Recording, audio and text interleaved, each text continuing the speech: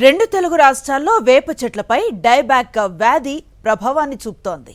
వేసవిలో అధిక ఉష్ణోగ్రతల కారణంగా ఈ వైరస్ విజృంభణ ఎక్కువగా ఉంటున్నట్లుగా తెలుస్తోంది. ఎన్నో ఔషధ గుణాలు ఉండి పర్యావరణానికి రక్షణగా నిలిచే వేప చెట్లు ఇలా నిలువునా ఎండిపోవటం పర్యావరణ ప్రేమికులను శాస్త్రవేత్తలను ఆందోళనకు గురిచేస్తోంది. వ్యవసాయానికి జనానికి మేలు చేసే వేప చెట్టును సర్కారే సంరక్షించాలి అంటున్నారు పర్యావరణ ప్రేమికులు. ఎన్నో ఔషధ గుణాలున్న వేప చెట్లు తెగుళ్ల బారిన పడ్డాయి. డైబ్యాక్ వైరస్ సోకి పచ్చదనం కోల్పోయి నిలువెల్లా ఎండిపోతున్నాయి. రెండు తెలుగు రాష్ట్రాల్లో చాలా జిల్లాల్లో ఈ పరిస్థితి ఉంది.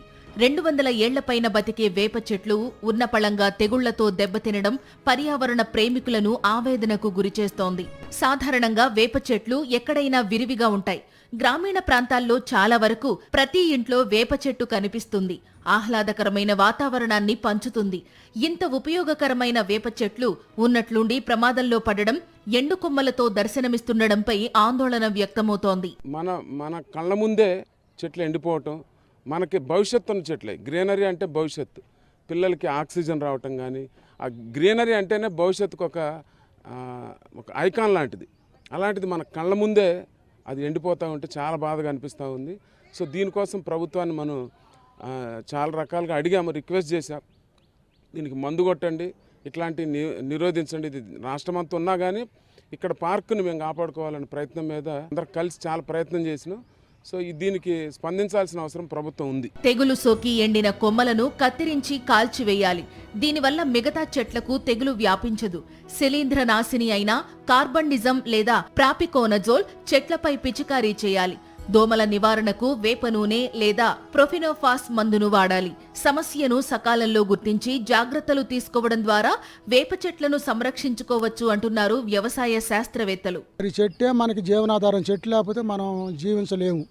కాబట్టి మన యొక్క మంచి ఆలోచన, వీటికి రోగాలు వస్తున్నాయి, ప్రకృతిని బట్టి మార్పులు జరుగుతూ ఉన్నాయి.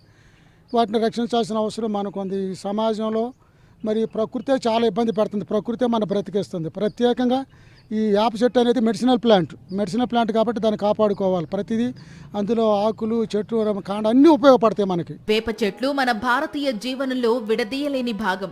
దీని శాస్త్రీయ నామం అజాడిరక్టా ఇండికా. ఆజాదిరక్త అంటే పర్షియన్ భాషలో ఉన్నతమైన చెట్టు అని అర్థం. ఇండికా అంటే భారతదేశానికి చెందినది అని.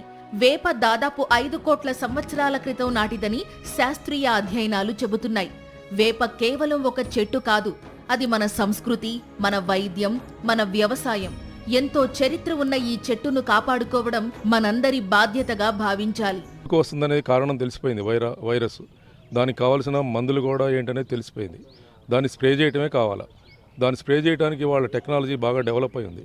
డ్రోన్ కెమెరాలు ఉన్నాయి, లేదా మామిడి చెట్లకి స్ప్రే చేసేటువంటి బాగా హై రేజ్డ్ చెట్లకు కూడా స్ప్రే చేసేటువంటి టెక్నాలజీ ఉంది. కానీ అవి ఇండివిజువల్ బేర్ చేసే పరిస్థితి కాదు. ప్రభుత్వం వారు, కార్పొరేషన్లు కానీ, గ్రామ పంచాయతీలు కానీ వాళ్ళకు ఒక వ్యవస్థ ఉంది. గ్రామ పంచాయతీకి వరదలు వచ్చినప్పుడు కానీ, డ్రైనేజీలు బాగు చేయడానికి కానీ ఫండ్స్ ఇస్తున్నారు. అట్లాగే వేప చెట్టు నిర్మూలించడం కోసం ఆ సెక్రటరీకి కావాల్సిన ఫండ్ ఇచ్చేసేసి వాళ్ళని అక్కడ అరికట్టడానికి ఆ వ్యవస్థను ఉపయోగించుకోవచ్చు. వేప గింజల నుంచి తీసే వేప నూనె అత్యుత్తమ సేంద్రియ పురుగు మందు. ఇది పంటను తినే పురుగుల ఆకలిని చంపుతుంది. పర్యావరణానికి ఏ హాని చేయదు. వేపపిండి మంచి ఎరువు. భూమిలోని హానికరమైన నులి పురుగులను నాశనం చేస్తుంది. ఒక వేప చెట్టు రోజుకు 10 మంది మనుషులకు సరిపడా ఆక్సిజన్ ఇస్తుంది. గాలిలోని సల్ఫర్ డయాక్సైడ్ లాంటి విషవాయువులను పీల్చుకుంటుంది. అందుకే దీన్ని ఎయిర్ ప్యూరిఫైయర్ అంటారు. భూమి కోతను అరికడుతుంది. ఎన్నో విశిష్టతలు ఉన్న వేప చెట్ల సంరక్షణ కోసం ఎకో క్లబ్, ఎన్విరాన్మెంటల్ సొసైటీ లాంటి సంస్థలు అవగాహన కార్యక్రమాలు చేస్తున్నాయి. ప్రతి ఇంట్లో, ప్రతి స్కూల్లో ఒక వేప మొక్క నాటాలని సూచిస్తున్నాయి. పేదోడు ఏసిగా పేరు పొందిన వేప చెట్లు ఇలా నిర్దాక్షిణంగా నిలువున ఎండిపోతుండటం కూడా ప్రతి ఒక్కరిని, అంటే ఇక్కడ చాలా వరకు విలేజ్లలో కానీ ఎక్కడ కానీ పర్యావరణ ప్రేమికులు చెట్లను కానీ ప్రతి ఒక్కటి పర్యావరణ కృషి కోసం అనేక కార్యక్రమాలు సంబంధించి చేస్తూ ఉంటారు. ఇలాంటి ఇష్యూస్ సంబంధించి ఇట్లా నిలువున ఎండిపోతుండటం సంబంధించి మాత్రం తీవ్ర ఆందోళన కలిగిస్తున్న పరిస్థితి కనిపిస్తుంది. దీన్ని రాష్ట్ర ప్రభుత్వం ఒక సీరియస్గా, ఒక ప్రెస్టేజ్ కార్యక్రమంగా తీసుకొని ఈ డైబ్యాక్ వ్యాధితో వస్తున్న వేప చెట్లు ఎండిపోకుండా కాపాడాల్సిన బాధ్యత ఉంది. దీన్ని ఇలానే వదిలేస్తే రానున్న రోజుల్లో వేప చెట్లు కనిపించే పరిస్థితే ఉండదన్నది కూడా పర్యావరణ ప్రేమికులు చెప్తున్నారు. కెమెరా పర్సన్ సతీష్తో మహేంద్ర, సాక్షి టీవీ, ఖమ్మం.